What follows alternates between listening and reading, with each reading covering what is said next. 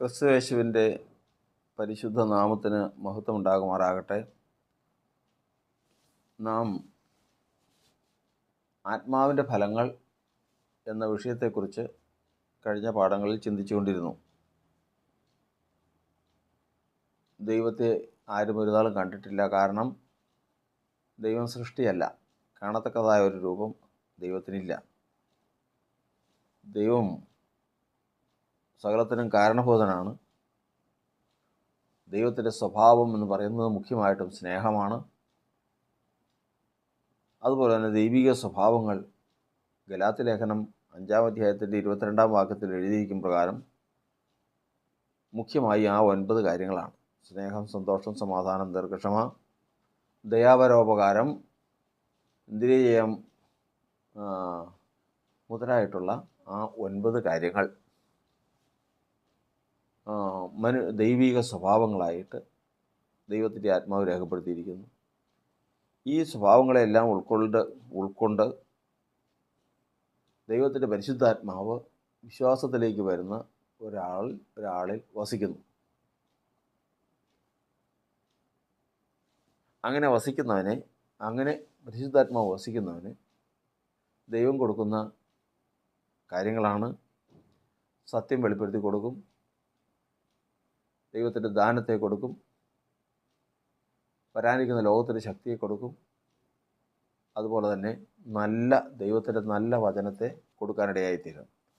ഇതെന്തൊക്കെയാണെന്നുള്ളത് കഴിഞ്ഞ പാഠങ്ങളിൽ നമ്മൾ പഠിച്ചിട്ടുണ്ട്. ഇന്ന് നമ്മൾ ഇതിൻ്റെ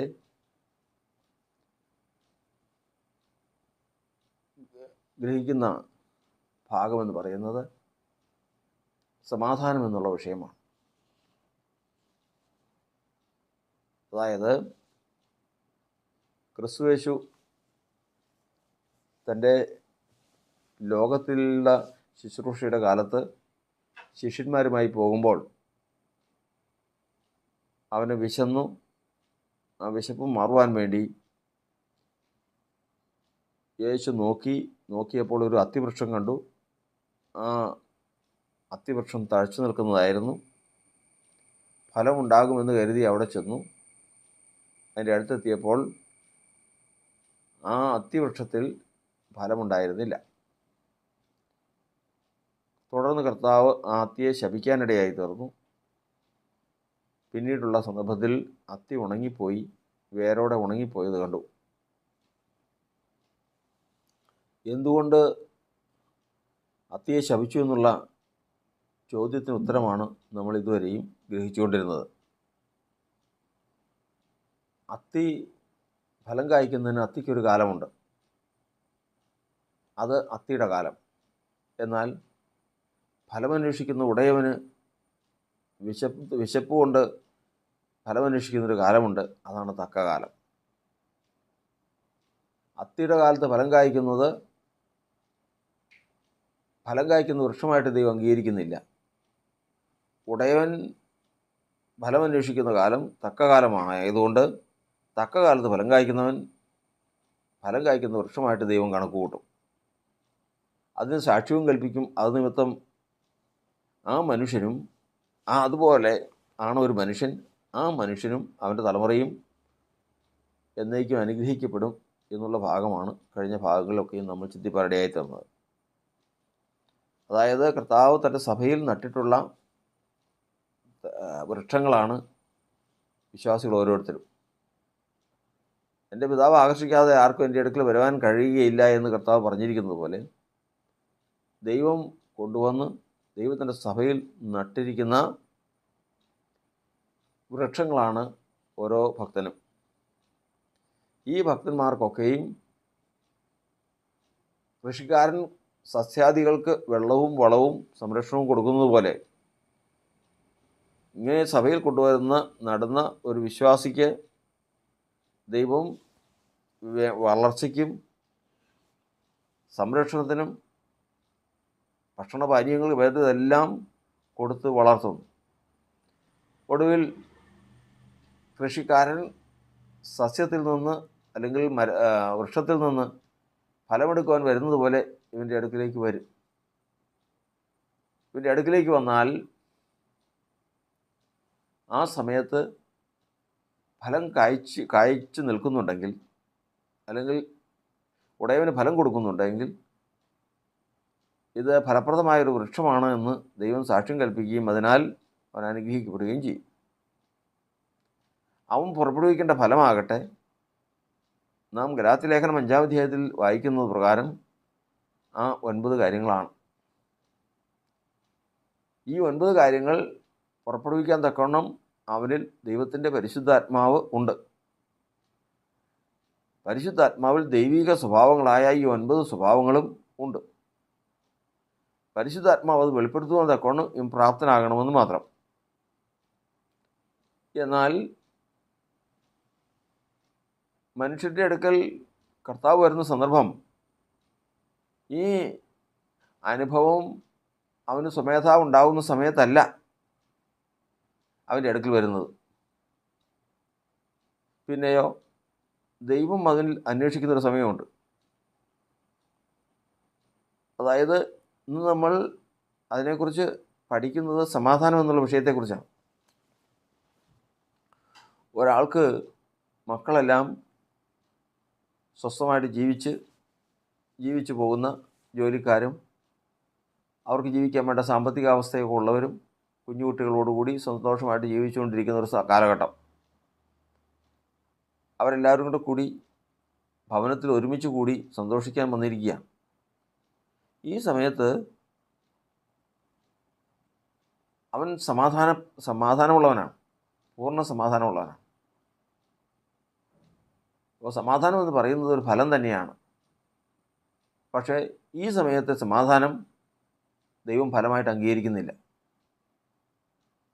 അവൻ അനുഭവിക്കുന്ന സമാധാനം ദൈവം ഫലമായിട്ട് അംഗീകരിക്കുന്നില്ല. ഫലമായിട്ട് അംഗീകരിക്കുന്ന സന്ദർഭം എന്ന് പറയുന്നത് യുദ്ധം വരും, കഷ്ടം വരും, പ്രശ്നങ്ങൾ വരും, സകല പ്രതിസന്ധികളും വരും. ഈ സമയത്ത് തനിക്കൊരിക്കലും സ്വസ്ഥമായിട്ടിരിക്കാൻ സാധിക്കാത്ത നിലയിൽ സാഹചര്യം വരും. അപ്പോഴാണ് ഉടയവൻ ഫലമന്വേഷിച്ച് വരുന്നത്. അതിന് നമ്മൾ ഗ്രഹിച്ചിരിക്കേണ്ട വിഷയം, മനുഷ്യൻ്റെ സമാധാനത്തെ മുഖ്യമായിട്ടും 2ആയിട്ട് തിരിച്ചു പഠിക്കാം. ഒന്ന് ബുദ്ധിയിലുള്ള സമാധാനം, 2 ബുദ്ധിയെ കവിയുന്ന ദൈവസമാധാനം. ബുദ്ധിയെ കവിയുന്നത് ദൈവസമാധാനമാണ്. ബുദ്ധിയിൽ ഉള്ളത് മനുഷ്യൻ്റെ സമാധാനമാണ്. മനുഷ്യന് സമാധാനം വേണമെങ്കിൽ അവന് കാഴ്ചയാലും കേൾവിയാലും അതിൻ്റെ ഇന്ദ്രിയങ്ങൾ കൂടി പ്രാപിക്കുന്ന നന്മയാൽ അവനൊരാശ്വാസവും സമാധാനവും വരും. അതാണ് അവൻ്റെ സമാധാനം. എന്നാൽ അവൻ്റെ ബുദ്ധിയിൽ ഒരിക്കലും സമാധാനമായിട്ടോ സ്വസ്ഥമായിട്ടോ ഇരിക്കാൻ സാധിക്കാത്ത നിലയിൽ പ്രശ്നങ്ങളാൽ നിറഞ്ഞിരിക്കുകയാണ്. ഇങ്ങനെ പ്രശ്നങ്ങളാൽ നിറഞ്ഞിരിക്കുമ്പോഴാണ് ഉടയവൻ വരുന്നത്. ഉടയവൻ വരുമ്പോൾ ഇവൻ എങ്ങനെ ഇരിക്കുന്നു എന്ന് പരിശോധിക്കുമ്പോൾ ഇവൻ ചിന്താഭാരങ്ങളാൽ വലഞ്ഞും അവൻ അസമാധാനമുള്ളവനായിട്ടും പ്രയാസപ്പെട്ടു ഇരിക്കുകയാണെങ്കിൽ അവൻ ഫലം കായ്ക്കാത്ത വൃക്ഷമെന്നേ പറയുമോ? അതിന് കർത്താവ് പറയുന്നത്, കർത്താവിൻ്റെ വചനത്തിൽ നമ്മൾ വായിക്കുന്നത്, ഫിലിപ്പിയ ലേഖനം 4-ാം അധ്യായത്തിൻ്റെ 6-ാം വാക്യത്തിൽ പ്രകാരം എഴുതിയിരിക്കുന്നു: ഒന്നിനെക്കുറിച്ചും വിചാരപ്പെടരുത്, എല്ലാവരിലും പ്രാർത്ഥനയാലും അപേക്ഷയാലും നിങ്ങളുടെ ആവശ്യങ്ങൾ സ്തോത്രത്തോടുകൂടെ ദൈവത്തോട് അറിയിക്കുക വേണ്ടത്. എന്നാൽ സകല ബുദ്ധിയെയും കവിയുന്ന ദൈവസമാധാനം നിങ്ങളുടെ ഹൃദയങ്ങളെയും നിലവുകളെയും ക്രിസ്തുയേശുവിൽ കാക്കും. ആ വാക്യത്തിൽ എഴുതിയിരിക്കുന്ന പ്രകാരമാണ് ഒന്നിനെക്കുറിച്ചും വിചാരപ്പെടരുത്. വിചാരപ്പെട്ടാൽ സമാധാനം പോകും. മനുഷ്യന് സമാധാനം നഷ്ടപ്പെടുന്ന ഒരു ഭാഗമാണ് വിചാരം ഉണ്ടാകുക. എന്തു ചെയ്യും, എന്തു തിന്നും, എന്തു കുടിക്കും, എവിടെ പോകും, ആരോട് പറയും, ഇങ്ങനെയുള്ള സദാസമയമുള്ള മനുഷ്യൻ്റെ ജീവിത ഭാരങ്ങളാൽ അവൻ വലഞ്ഞുകൊണ്ടിരിക്കും, വ്യാകുലപ്പെട്ടുകൊണ്ടിരിക്കും. അതോടെ അവരുടെ സമാധാനം പോകും. അതുകൊണ്ട് കർത്താവ് പറയുകയാണ്, വിചാരപ്പെടരുത്, ഒന്നിനെക്കുറിച്ചും വിചാരപ്പെടരുത്. പിന്നെ നിങ്ങൾക്ക് ആവശ്യങ്ങളുണ്ട്, ധാരാളം ആവശ്യങ്ങൾ. മനുഷ്യ ജീവിതം എന്ന് പറയുന്നത് അസംഖ്യം ആവശ്യങ്ങളാൽ നിറഞ്ഞതാണ്. ആകാശത്തിലെ നക്ഷത്രങ്ങളെ എണ്ണുവാൻ മനുഷ്യന് സാധിക്കില്ല. അബ്രഹാമിനോട് കർത്താവ് പറഞ്ഞതാണ്. നിനക്ക് എണ്ണുവാൻ സാധിക്കുമോ? ഇല്ല. നിൻ്റെ സന്തതി ഈവണ്ണമാകുമെന്ന് കർത്താവ് അബ്രഹാമിന് പറഞ്ഞതുപോലെ നമ്മുടെ ആവശ്യങ്ങൾ എണ്ണാൻ നമുക്ക് സാധിക്കുമോ? അത് സാധാരണ മനുഷ്യ ജീവിതത്തിൽ ചിന്തിച്ചാൽ മതി. ഒരിക്കലും സാധിക്കില്ല. എണ്ണമറ്റതാണ് ആവശ്യങ്ങൾ. ജീവിക്കുന്ന മനുഷ്യന് എണ്ണമറ്റതാണ് ആവശ്യങ്ങൾ. ഇങ്ങനെ ആവശ്യങ്ങൾ ഏറ്റവും ആദ്യമേ വരുന്നു. ആവശ്യങ്ങളുടെ നിവൃത്തിക്ക് വേണ്ടി വിചാരം വരുന്നു. വിചാരപ്പെടുമ്പോൾ സമാധാനം നഷ്ടപ്പെടുന്നു. സമാധാനം നഷ്ടപ്പെടുമ്പോൾ ദൈവത്തിൻ്റെ വചനത്തിൽ നമ്മൾ പഠിക്കുന്നത് അവൻ ഒരു വിശ്വാസി എന്നുള്ള നിലയിൽ നിന്ന് മാറാൻ തുടങ്ങും. അവൻ അവിശ്വാസിയായിത്തീരുന്നു. ഇത് എല്ലാ ഇടങ്ങളിലും സംഭവിച്ചുകൊണ്ടിരിക്കുന്നതാണ്. ആ കാര്യം നമ്മൾ ഓർത്തു പോകണം. അതായത് മനുഷ്യൻ ജനിച്ച് ജീവിക്കുന്ന മനുഷ്യർക്കെല്ലാം ആവശ്യങ്ങളാൽ നിറഞ്ഞവരാണ്. ആവശ്യം നിറവേറ്റണമെങ്കിൽ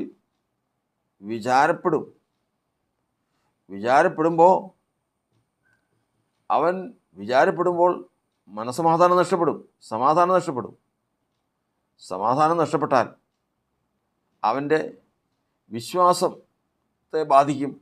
അവൻ വിശ്വാസി എന്നുള്ള നിലയിൽ നിന്ന് അവിശ്വാസി എന്ന നിലയിലേക്ക് പോയിക്കൊണ്ടിരിക്കും.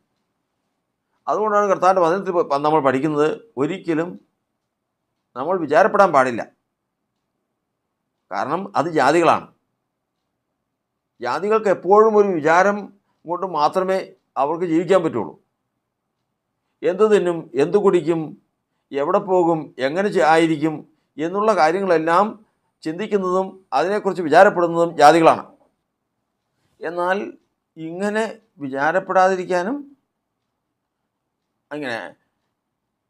വിചാരപ്പെടാതിരിക്കാനും സമാധാനം നഷ്ടപ്പെടാനും വിശ്വാസത്തിൽ നിന്ന് പിന്മാറിപ്പോകാതിരിക്കാനും ദൈവം പറഞ്ഞിരിക്കുന്ന വാക്കാണ് നമ്മൾ വായിച്ചത്. ഒന്നിനെക്കുറിച്ചും വിചാരപ്പെടരുത്. പിന്നെ എങ്ങനെ കാര്യം നടക്കും? എൻ്റെ ആവശ്യങ്ങൾക്ക് ആര് നടത്തി തരും? അതിനാണ് അവിടെ അതിന് മരുന്നെഴുതിയിരിക്കുന്നത്. പ്രാർത്ഥനയാലും അപേക്ഷയാലും നിങ്ങളുടെ ആവശ്യങ്ങൾ സ്തോത്രത്തോടെ ദൈവത്തോട് അറിയിക്കുക. അത്ര വേണ്ടു. ദൈവത്തിൻ്റെ സന്നിധി അറിയിക്കുക. അപ്പോൾ സ്തോത്രത്തോടെ ദൈവത്തിൻ്റെ സന്നിധിയിലേക്ക് അറിയിക്കണം. വിചാരം മാറ്റിവെക്കണം. വിചാരപ്പെടുന്ന അവസ്ഥ മാറിയതിന് ശേഷം സ്തോത്രത്തോടു കൂടി ആവശ്യങ്ങൾ ദൈവത്തിൻ്റെ സന്നിധിയിലേക്ക് അറിയിക്കണം. എന്നാലോ അങ്ങനെ വന്നാൽ സകല ബുദ്ധിയെയും കവിയുന്ന ദൈവസമാധാനം ഹൃദയങ്ങളെയും നനവുകളെയും ക്രിസ്തുയേശുവിൽ കാക്കും. അപ്പോൾ ഇവിടെ ജാതികളും അല്ലാത്തവരും തമ്മിൽ വേർപിരിയുക. എങ്ങനെ? എത്ര ആവശ്യങ്ങൾ വന്നാലും, എത്ര പ്രതിസന്ധികൾ വന്നാലും ജാതികൾ വിചാരപ്പെട്ട് എന്ത് തിന്നും, എന്ത് കുടിക്കും, എന്ത് ചെയ്യും എന്നുള്ള നിലയിലേക്ക് നീങ്ങി അസമാധാനം വന്ന് അവർ അവിശ്വാസത്താൽ പല കാര്യങ്ങളും ദുഷ്ടതയും ചെയ്യാനിടയായിത്തീരും. എന്നാൽ വിശ്വാസിയെ സംബന്ധിച്ചിടത്തോളം എല്ലാവർക്കും ഉള്ളതുപോലെ വിശ്വാസികൾക്കും ആവശ്യമുണ്ട്. ആവശ്യമെന്ന് പറഞ്ഞു കഴിഞ്ഞാൽ എണ്ണിയാൽ തീരാത്ത ആവശ്യങ്ങൾ അവരുടെ ജീവിതത്തിലുമുണ്ട്. എന്നാൽ ഈ എണ്ണിയാൽ തീരാത്ത ആവശ്യങ്ങൾ അത് വിചാരപ്പെടാൻ അവർ തയ്യാറല്ല. ഒരു ഭക്തനെ സംബന്ധിച്ചിടത്തോളം അവൻ വിചാരപ്പെടാൻ തയ്യാറല്ല. അശേഷം വിചാരപ്പെടാൻ ഉദ്ദേശിക്കുന്നില്ല. പിന്നെ എന്തു ചെയ്യും? ആവശ്യങ്ങൾ സ്തോത്രത്തോടു കൂടി ദൈവത്തിൻ്റെ സന്നിധിയിലേക്ക് അറിയിക്കും. ദൈവം പ്രവർത്തിക്കട്ടെ. ഞാൻ വിചാരപ്പെട്ട് കഴിഞ്ഞാൽ വചനം ചോദിച്ചിരിക്കുന്നത്, നീ വിചാരപ്പെട്ടാൽ നിൻ്റെ നീളത്തോട് ഒരു മുഴം കൂട്ടാൻ ആർക്ക് കഴിയും? ആർക്കും കഴിയില്ല. നഷ്ടപ്പെടുത്താൻ കഴിയുകയും ചെയ്യും. അതുകൊണ്ട് ആവശ്യങ്ങൾ എത്ര വലുതായിരുന്നാലും ദൈവത്തിൻ്റെ സന്നിധിയിലേക്ക് അറിയിക്കണം.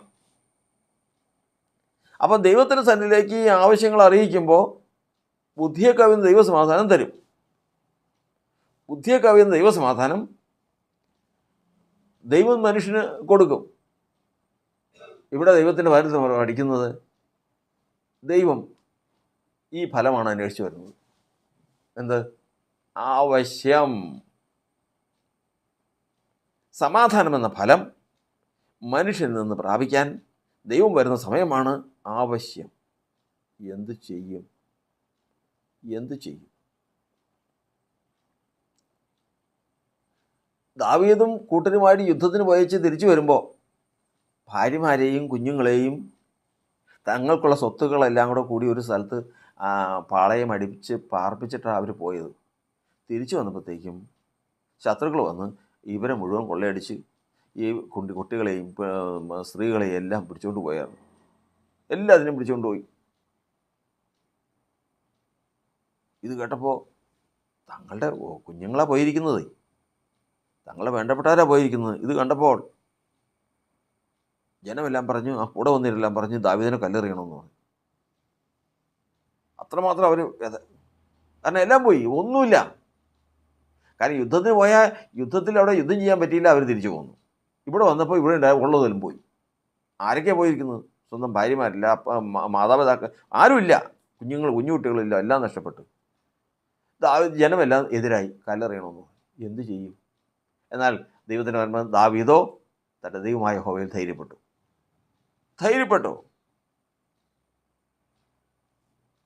തൻ്റെ ഒരു വലിയ പ്രതിസന്ധിയിലാണ്. എന്തു ചെയ്യും?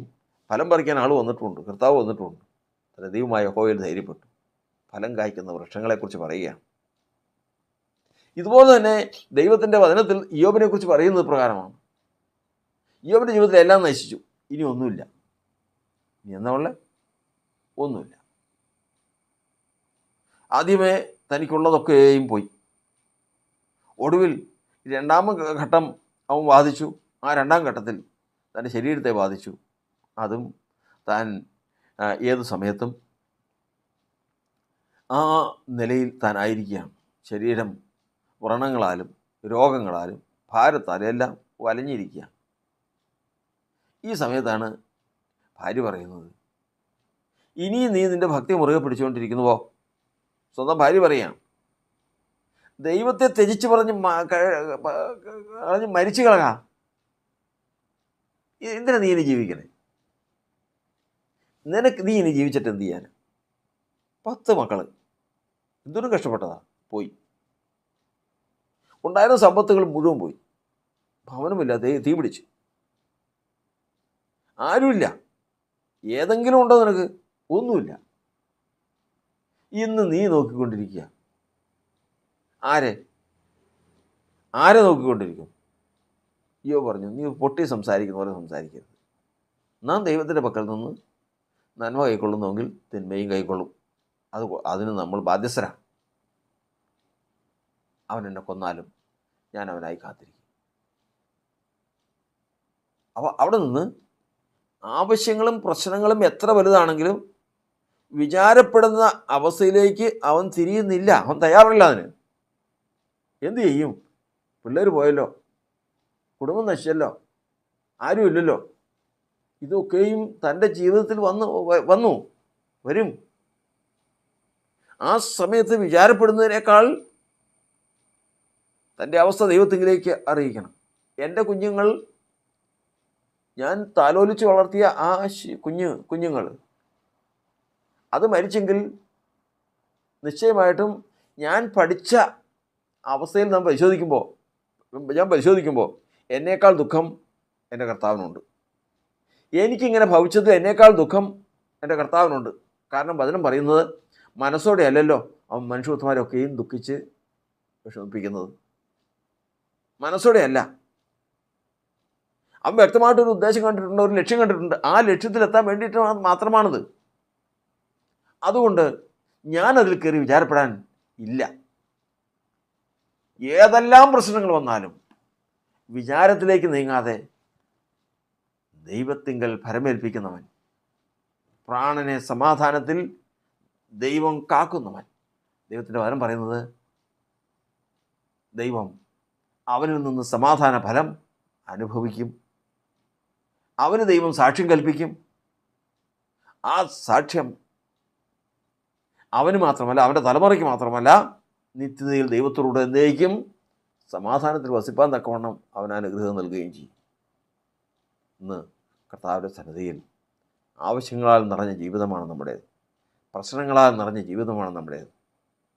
പ്രതിസന്ധികളാൽ നിറഞ്ഞ ജീവിതമാണ് നമ്മുടേത്. ഏത് സമയത്തും എന്തും നമുക്ക് സംഭവിക്കാം. എന്നാൽ ദൈവത്തിൻ്റെ വചനം പറയുന്നത് ഉടനെ തന്നെ വിചാരപ്പെട്ടു പോയാൽ സമാധാനം നഷ്ടപ്പെടും, വിശ്വാസത്തിൽ വീഴ്ച വരും. എന്നാൽ വിചാരപ്പെടുന്നതിന് പകരം വചനം എഴുതിയിരിക്കുന്ന പോലെ ആവശ്യങ്ങൾ സ്തോത്രത്തോടെ, പ്രശ്നങ്ങൾ സ്തോത്രത്തോടെ, കഷ്ടങ്ങൾ സ്തോത്രത്തോടെ കർത്താവിലേക്ക് അറിയിച്ചു കഴിഞ്ഞാൽ ബുദ്ധിയെ കവിയുന്ന ദൈവസമാധാനം. ബുദ്ധിയിൽ പ്രശ്നങ്ങളുണ്ട്. നമുക്ക് യോബിനെ നോക്കിക്കഴിഞ്ഞാൽ ബുദ്ധിയിൽ എന്ന് നോക്കി എന്നാ ഉള്ളത്? നീ എന്ത് കണ്ടിട്ടാ? ഒന്നുമില്ല. കൂട്ടുകാർ പോയോ? പോയി. മക്കൾ പോയോ? പോയി. ഭവനം പോയോ? പോയി. ആരാ ഉള്ളത്? ആരുമില്ല. എല്ലാം പോയി. അപ്പോൾ ബുദ്ധിയിൽ നിനക്ക് എന്താ ചിന്തിക്കാനുള്ളത്? ഒന്നുമില്ല. പക്ഷേ ബുദ്ധിയെ കവിയുന്ന വേറൊരു ഒന്നുണ്ട്. ബുദ്ധിയെ കവിയുന്ന ദൈവസമാധാനം.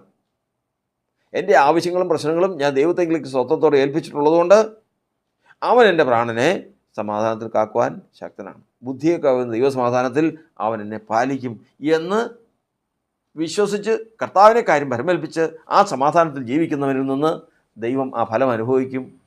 അവന് ദൈവം അനുഗ്രഹവും നിത്യജീവനും കൽപ്പിക്കുകയും ചെയ്യും. ആ ഫലം നമ്മിൽ നിന്ന് പുറപ്പെട്ടു വരുവാനും ദൈവം ആ ഫലം അനുഭവിപ്പാനും നമുക്കതിൻ്റെ സാക്ഷ്യം കൽപ്പിക്കാനും യോസേപ്പിനോട് പറഞ്ഞതുപോലെ യോസേപ്പ് ഫലപ്രദമായ ഒരു വൃക്ഷമാണ്. തക്ക കാലത്ത് ഫലം കായ്ക്കുന്നവനാണ്. ആറ്റരികത്ത് നട്ടിരിക്കുന്ന വൃക്ഷം പോലെയാണ്, ഇല പാടാത്ത വൃക്ഷം പോലെയാണ് എന്ന് സാക്ഷ്യം കൽപ്പിക്കാൻ ദൈവത്തിൻ്റെ പരിശുദ്ധാത്മ നമ്മെ സഹായിക്കുമാറാകട്ടെ. ദൈവം നമ്മെ അനുഗ്രഹിക്കട്ടെ.